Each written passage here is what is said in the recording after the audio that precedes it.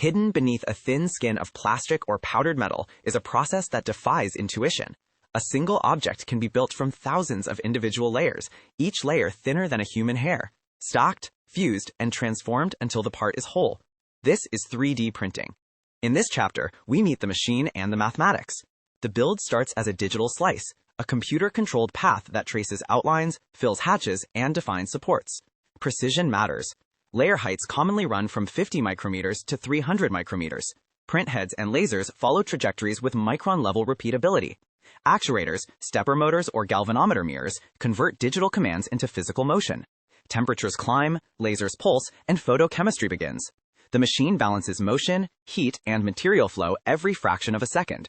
The result is geometry impossible to make with traditional tooling: internal channels, lattice cores, and organic shapes. But complexity creates new problems. Residual stress, anisotropic strength, and surface roughness appear unless each step is controlled. In this series, we will follow raw powders and polymers through melting, curing, sintering, and finishing. We will uncover why every pass, every recoat, every post-cure matters. This is engineering at the layer scale, precise, relentless, and deeply logical. Everything begins with material. For fused filament fabrication, we start with spooled thermoplastic filament, typically 1.75 millimeters in diameter. Filaments come from pellets that are melted, extruded, and cooled. The polymer choices matter. Polylactic acid melts around 160 to 180 degrees Celsius, while acrylonitrile butadiene styrene melts nearer to 240 degrees Celsius. For powder processes, feedstock arrives as tiny spheres produced by atomization. Metal powders, like titanium T6Al4V, often carry particle sizes from 15 to 60 micrometers. Powder morphology and particle size distribution control flowability and packing density. Photopolymer resins arrive as low-viscosity liquids with photoinitiators that react under ultraviolet light at 405 nanometers. Each feedstock demands specific handling. Metal powders require inert atmosphere storage, nitrogen or argon, because fine metal can oxidize or ignite. Powders are sieved to remove agglomerates. Filament is inspected for diameter consistency to maintain volumetric flow. Resin vats are filtered and degassed to remove oxygen and bubbles. Even the colorant or fusing agent changes thermal absorption and final mechanical properties. The transformation from raw feedstock into a printable medium is a careful, industrial process. It sets the limits for resolution, strength, and repeatability before a single layer is ever laid down. Fused filament fabrication, or FDM, is the most familiar face of 3D printing. Here, the filament is driven by gears into a heated melt zone. Temperatures climb to 210 degrees Celsius for common polymers, up to 240 for tougher materials. A metal nozzle, typically between 0.2 and 1.2 millimeters in diameter, constrains the flow. A stepper motor meters filament at a controlled volumetric rate. Motion systems move the nozzle in X and Y. The build plate drops in Z by fixed layer heights. Layer heights range from 50 micrometers to 300 micrometers, depending on the nozzle and the desired finish. The extruded bead cools, bonds to the layer below, and the machine balances extrusion rate, print speed, and part cooling to avoid warpage. Retraction cycles prevent oozing. Heated build plates reduce thermal gradients and improve adhesion. Calibration steps, nozzle offset, bed leveling, and extrusion multiplier convert digital G-code into reliable material deposition. The simplicity hides a complex thermal ballet. Melt viscosity, shear rates in the nozzle, and cooling rate all set the microstructure and interlayer adhesion. When tuned, FDM produces functional prototypes and jigs. When ignored, prints delaminate, warp, or clog. Precision here is both mechanical and thermal. Stereolithography and digital light processing use chemistry and light to sculpt parts one layer at a time. A vat holds a liquid photopolymer resin loaded with oligomers and photoinitiators. A UV source at around 405 nanometers projects energy into the resin. Photons trigger a chain reaction. Free radicals link oligomers into a solid polymer network, and cure depth depends on exposure energy and resin formulation. Typical layer thicknesses sit between 25 micrometers and 100 micrometers. The build platform lifts and the resin level recoats between layers. Surface finish from SLA is exceptionally smooth thanks to the liquid medium, but parts must be handled carefully. Oxygen inhibits polymerization at the resin surface, so post-cure under controlled UV light completes the cross-linking and raises mechanical properties. Heat post-curing can further increase stiffness and temperature resistance. Supports are necessary for overhangs and are often thin, tree-like structures to minimize marks.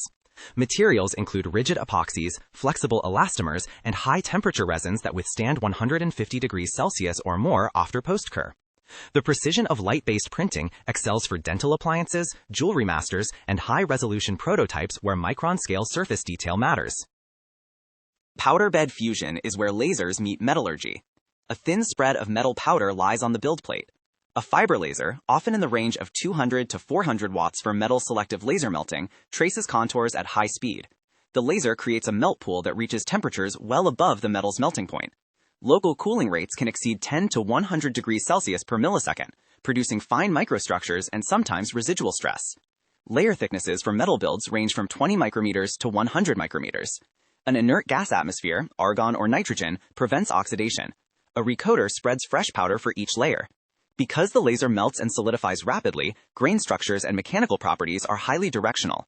Engineers control scan patterns, hatch spacing, and energy density to tune density and strength. Post-process steps, like stress relief heat treatment and hot isostatic pressing at around 1000 degrees Celsius under roughly 1000 atmospheres, homogenize microstructure and close internal porosity. The result, metal parts with internal geometries impossible to machine, but with metallurgical complexity that requires careful simulation and qualification for aerospace and medical use. Not all powder processes melt the metal during printing. Binder jetting deposits a liquid binder onto a powder bed to glue particles in place. After printing, the green part is fragile and brownish. It requires debinding and sintering in a furnace to consolidate particles. The sintering profile depends on material chemistry. Stainless steel builds may sinter around 1000 to 120 degrees Celsius, while some tool steels require higher temperatures.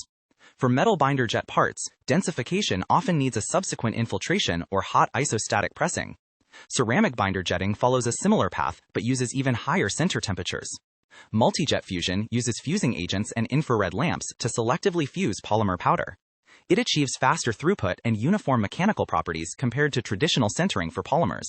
Binder-based workflows separate shape formation from densification. That split allows large, high-volume builds with lower machine cost, but the thermal bake steps add cycle time and complexity. Engineers design parts accounting for shrinkage during sintering. Predictable linear shrinkage is often between 3% and 20%, depending on material and packing density, and they compensate in the digital model.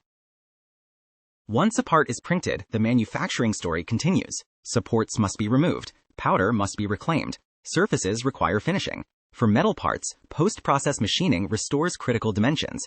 Engineers program CNC mills to cut mating surfaces down to tolerances of plus or minus 100 micrometers for as-printed features, and machinists can reach down to tens of micrometers on finished faces. Heat treatments like annealing or solution treating change microstructure and relieve residual stress. Hot isostatic pressing at pressures near 1000 atmospheres eliminates internal porosity in dense metal parts. Surface treatments, bead blasting, shot peening, electrochemical polishing modify roughness and fatigue life. For polymer parts, solvent smoothing and vapor polishing reduce layer lines. Conformal cooling channels in tooling are pressure tested and flux welded, then leak checked. Assemblies integrate printed components with off-the-shelf fasteners, printed press fits, or adhesive bonds. Each join must be validated for load, temperature, and long-term creep. The digital thread remains crucial. Build orientation, support placement, and scan strategy are traced to part serial numbers, so quality and root cause analysis remain possible if a field failure occurs. Engineering doesn't stop at printing. Every part must prove itself. Non-destructive testing begins with high-resolution X-ray computed tomography. CT scanners reveal internal defects at resolutions down to a few tens of micrometers, showing porosity, lack of fusion, or trapped powder. Mechanical testing follows: tensile tests, hardness measurements, and fatigue life tests under cyclic loading. For aerospace components, material coupons are printed alongside parts to validate tensile strength and elongation. Dimensional verification uses coordinate measuring machines with sub-10 micrometer repeatability for critical features. For pressure-retaining parts, hydrostatic or helium leak testing confirms sealing integrity. Surface roughness measurements quantify arithmetic average roughness to ensure flow or sealing performance. Statistical process control monitors build variables, laser power, layer time, bed temperature to keep production within specification.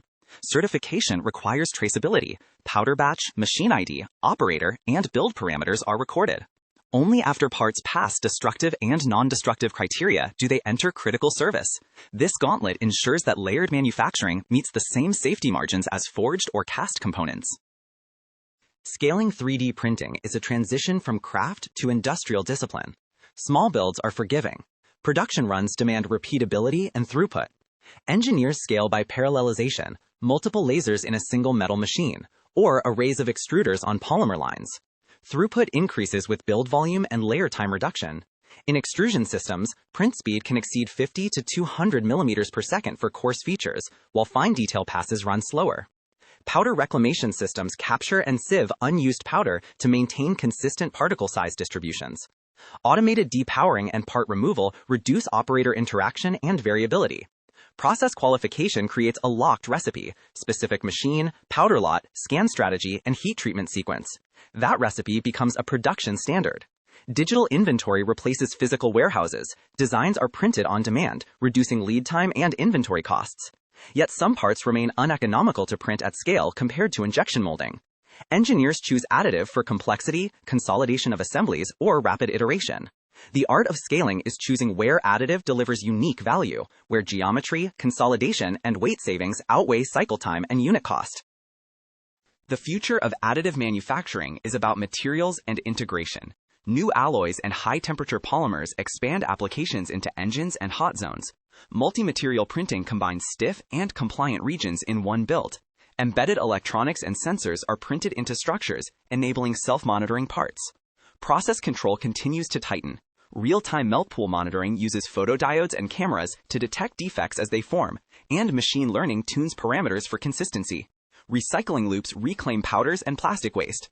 Speed improvements come from parallelization, higher power lasers, and continuous processes like large format binder jetting. Standards and certification mature, opening doors to heavier regulation-critical industries like commercial aviation and medical implants. But the core logic remains. Layer by layer, the machine translates digital intent into material structure. Each layer is an engineering decision that affects performance, manufacturability, and cost. Additive manufacturing won't replace all traditional methods, but it rewrites the rules for design and supply chains. The next layer will be smarter, multi-material, and closer to mass production than anyone imagined a decade ago.